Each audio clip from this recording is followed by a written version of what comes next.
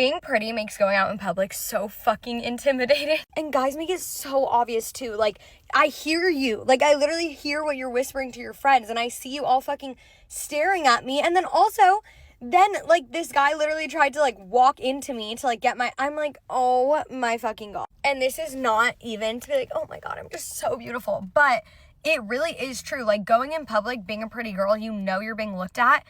And it's intimidating. Like, I don't know. I also didn't grow up looking like this. And so being seen, like, all eyes on me like this gives me so much fucking anxiety.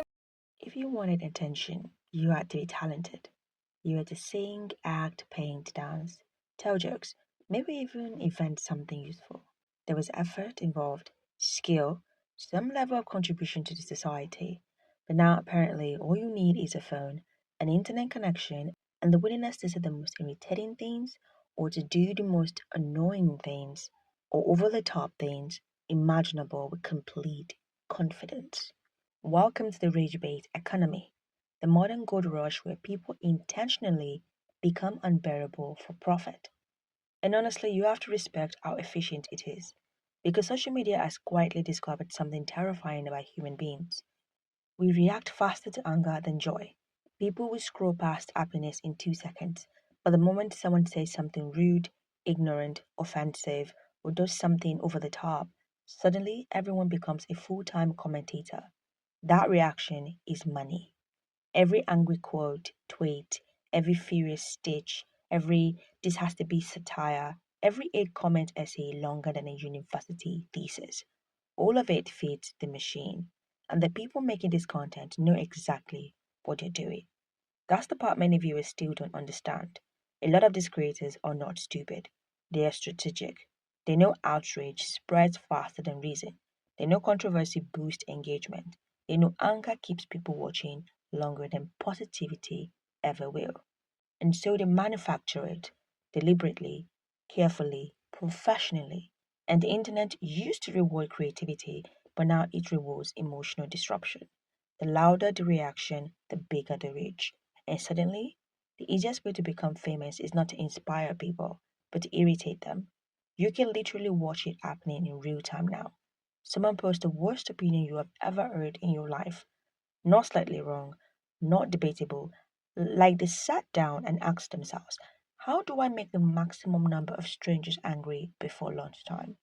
I'm pretty and I know I'm pretty, and that makes people so fucking mad. I made a video saying that going out in public is stressful sometimes because everyone's looking at you, and like guys will do things to get your attention, and especially now that I have a following, people are like talking about me, or then they'll come up to me. Like, it's just a different experience than it used to be before I got a nose job and hair extensions and lost weight and started posting on social media, and people, mostly guys, trying to gaslight me and be like, you're not pretty, you're chopped. Bitch, you literally cannot tell me that I'm not objectively pretty. Then the comments explode. People argue, people repost, reaction videos appear just like this one, think pieces get written, podcasts discuss it. Suddenly, the creator gained 200,000 followers. Congratulations, you just witnessed what we call free marketing. Because social media platforms do not care why people engage with content, they only care that they do. The algorithm cannot feel disgust, it cannot feel moral outrage, it just sees numbers, views, comments, shares, watch time, and the rage bait performs beautifully in all four categories, which means the internet has accidentally, or perhaps intentionally, created a financial incentive for people to become increasingly awful online. You can build an entire career online now by being consistently irritating, wasting food, say something cruel about women, say something cruel about men, mock poor people, insult strangers, attack appearances, and pretend empathy is weakness. Basically, sit back and collect engagement checks while everyone fights in your comment. It's genius in the worst possible way because the audience believes they're punishing the creator with attention when they're actually paying them with visibility. It has become interaction. Interaction has become currency, and currency has become fame. And fame, unfortunately, attracts even more money. Brand deals, podcasts, interviews, merchandise, subscriptions, all because someone figured out that the quickest path to internet success is emotional provocation. I stand by my opinion. I'm currently getting canceled because I went to an influencer's birthday party and I said that I didn't have fun, so I decided to leave. For some context, here were the vibes of the party.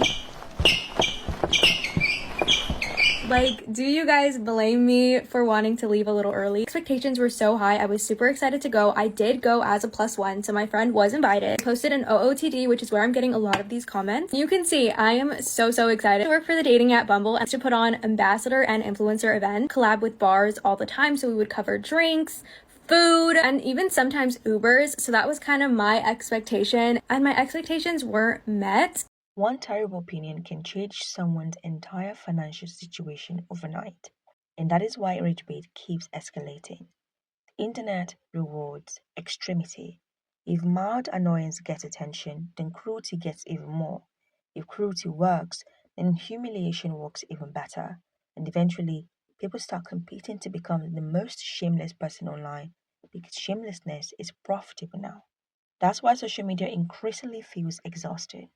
You log on hoping for entertainment, and instead you enter a psychological warfare zone where everyone is fighting for relevance, using outrage as fuel. And the saddest part is how predictable it has become. You can almost see the formula. Step 1, say something offensive. Step 2, wait for the backlash. Step 3, pretend everyone is too sensitive. Step 4, monetize the attention and repeat until you're financially stable. Social media has also changed how people define authenticity. There was a time when being openly cruel online would damage your reputation permanently. Now, some audiences interpret cruelty as honesty. I'm just telling the truth. I'm just being real. I see what everyone's thinking. No, you're just monetizing disrespect. But honesty has become confused with aggression because aggressive content performs well. People mistake confidence for intelligence all the time online. If someone says something loud enough, repeats themselves, keeps doing one certain things, viewers start treating them like an authority even when what they're saying makes absolutely no sense. Even when what they're saying makes no sense and the things they're doing are just over the top performative. And rage break creators understand that performance better than most actors do. People love saying, why are people making stupid creators famous? Because attention is emotional before it is logical. Humans react instinctively to irritation. We want to correct people, argue with them, humiliate them, defend ourselves. Social media platforms exploit this beautifully. The angrier you are, the longer you stay. The longer you stay, the more ads you watch. The more ads you watch, the more money everyone makes, including the person you claim to hate. That's why rage bait is difficult to kill. Although nowadays we see people canceling the creators who use rage bait as a way of making money online. And eventually audience start becoming numb. Everything online becomes louder, meaner, more exaggerated because creators must constantly escalate to maintain attention. Yesterday's controversy becomes today's baseline. So the insult gets harsher, the lies get bigger, and the behavior gets worse. There's something uncomfortable about internet culture. People say they want positivity, but algorithm reflects behavior, not aspiration. And behavior shows that outrage dominates attention, which means viewers are not just victims of rage bait culture, they are participants in it.